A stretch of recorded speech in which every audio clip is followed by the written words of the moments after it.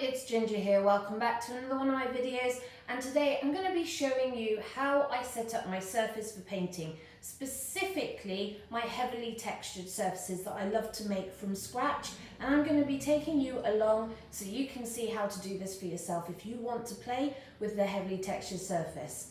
So let's get started.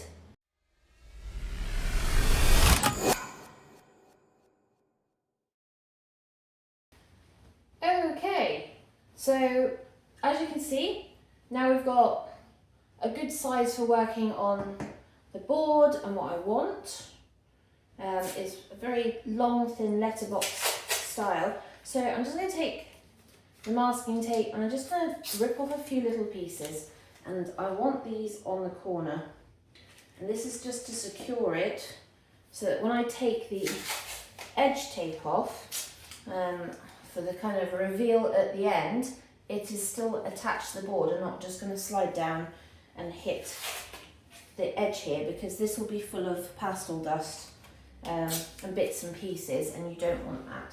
So I've got the first two on, so we'll move this up. We need enough space for our tape, for taping it down as well.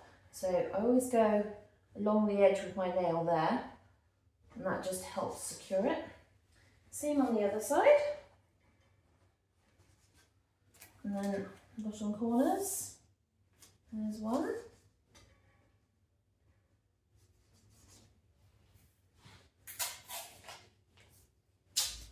there's the other,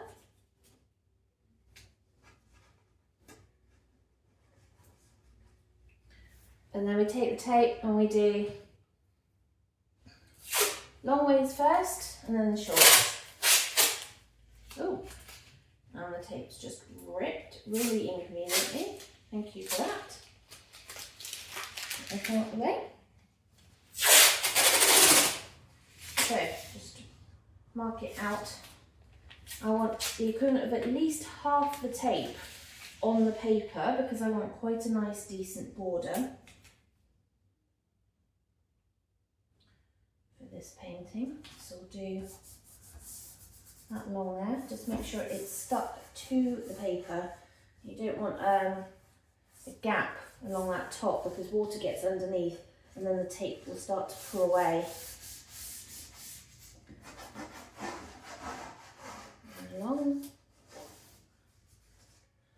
Trust me, everyone will have their own way of doing this, so it absolutely doesn't matter.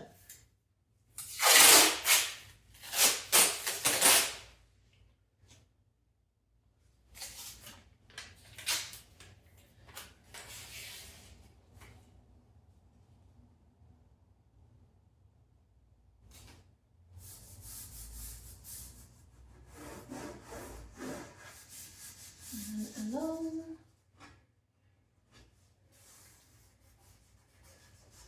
Same on that side.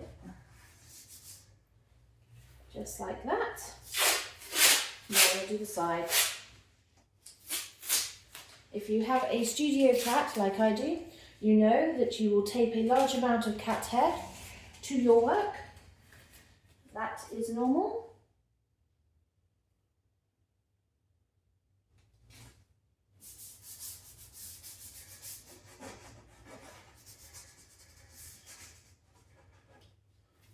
That side and the other one.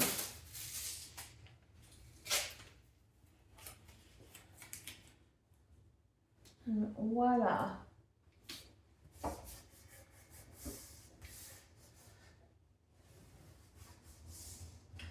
That's the nice and basic, easy part. Now comes the fun part, creating the textures and really kind of getting down to having fun. Just realise how wonky that line is, and having fun and just creating yourself a surface that you're really going to be able to play with when you get your piece. So we'll bring you in closer so you can see better what we're doing, and we will take it from there. Okay, so let's make up our texturing mix, and as you can see, we've got three elements to this. We've got modelling paste, which gives it that thickness and that body that allows us to create the texture on the paper. Gesso, which gives it a really nice ground and a nice matte finish, which allows us to be able to paint on. also providing a sealant for the paper so that water doesn't soak too much into the paper. And then we've got something that's very specific for pastelists, and that is the Art Spectrum Colour Fix ground, and this is the pastel multimedia paste, and in this is a very, very fine pumice, and that's used as very, very fine grains in order to be able to capture the pigment from the pastels and hold it to the paper. Now it's a really, this one says rough, they've got fine as well and ultra fine. I like rough for obvious reasons. I really want that texture. So it is like probably medium to fine sandpaper is probably the coarseness of it. So combining all three of these together gives me the texturability, a good secure base and layer for the paper, and then the grain in order to be able to really hold on to that pastel. So what I usually do, I've just got a small ramekin here, and I like to make this up with basically 3 of these, for this size of paper anyway. 3 of those. It's like cooking, except with pastel. 1 of gesso. You can see it's a lot thinner. And what I do want to do is I want to scrape this because I do not want to get this into the pastel ground, because that will cause absolute chaos with the mix in there.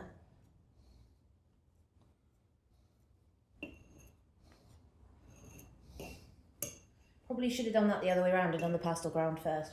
Sometimes I do, sometimes I remember, sometimes I don't.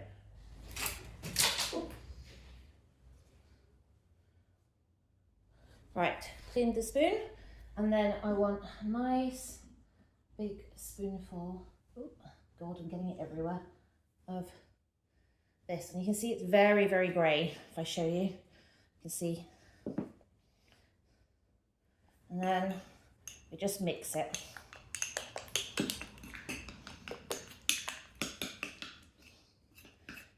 The gesso also just loosens the modelling paste slightly. You can hear it's gritty, and that's the rough in it. Might actually, it's going to add another thing, might not actually. I don't want to overdo it, sometimes it's a little too much. So that is our mixture, and now we're going to have some fun applying it to the paper. Okay, so we're back at the easel. We've got our little ramekin with our thick paste in, and this is where we basically apply it to our surface.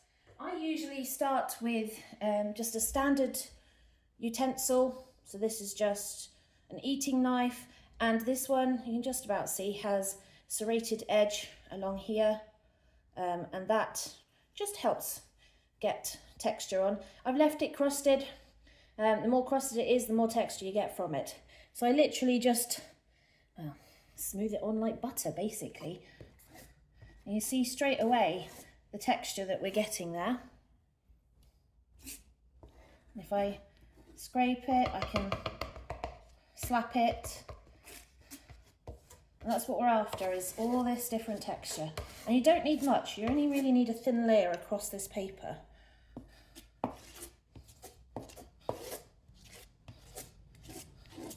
If I'm doing things like rocks, I try to kind of layer this so that it's going in lots of different directions. Try to make sure that we're getting right up to the paper line where we've put the tape.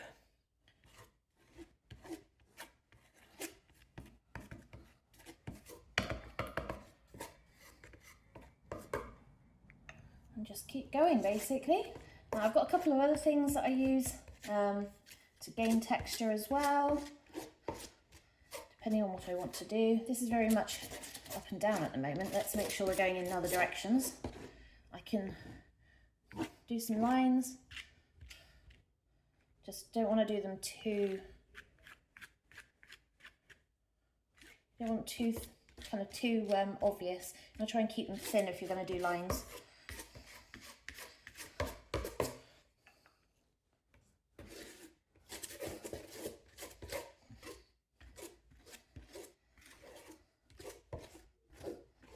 this one too textured for what we're doing.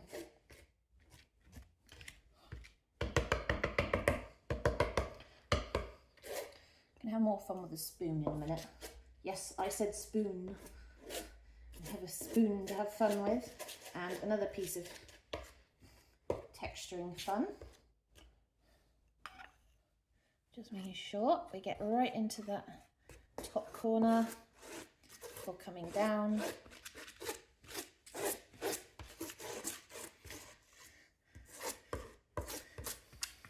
And if you really want, and so I do it sometimes, not always, but I do it sometimes, you can add a little bit of watercolour. So not as in from a pan, but if you've got watercolour tubes, you can just add a dot of watercolour to the mix and mix it in to tone it.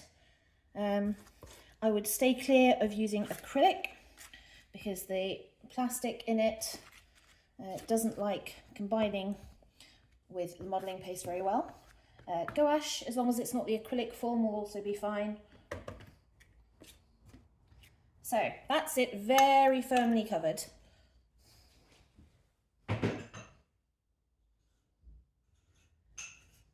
So let me show you what I can do with a spoon. So with a spoon, just touching the back of it, and you get this beautiful effect. And do you know what that's good for? That's good for water. If you're doing, when I do my river paintings and things like that, it's really good for that kind of effect. I can obviously do, again, thin lines, wider lines. And I've got a lot of kind of grasses that I want to put in, so I want to really help by creating kind of scratchy lines along there where the grasses are.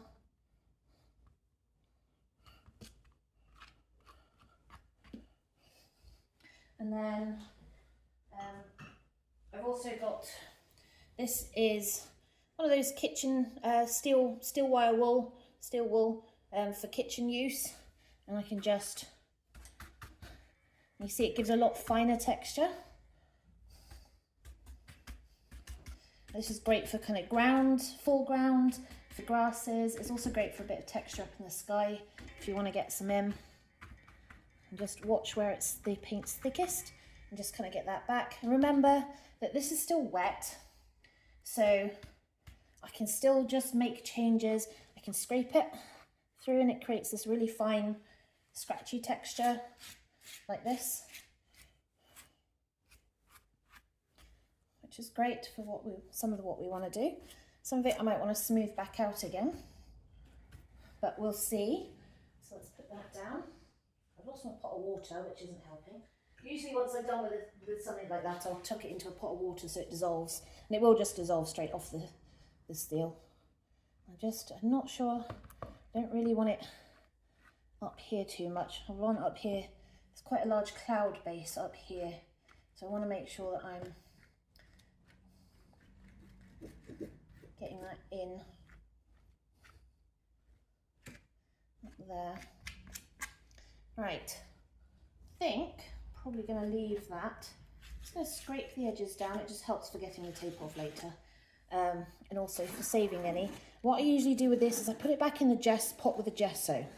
The reason being is the gesso's got enough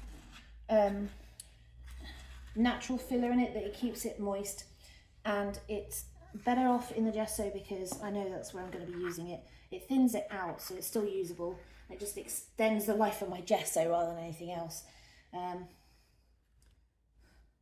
Yeah, right. So that's what I've just scraped off the edges. So I'll put that back in the pot. And there you go. Hopefully you guys can see that. If I move the light, you should be able to see the shadowing off from it as I turn it this way. There you go. So you can really see how textured that actually is now when I put the light on the side. You can see what it's looking like. So hopefully that's helped you guys. Stay tuned for the next video where I actually turn this into a painting. Ta-ta for now.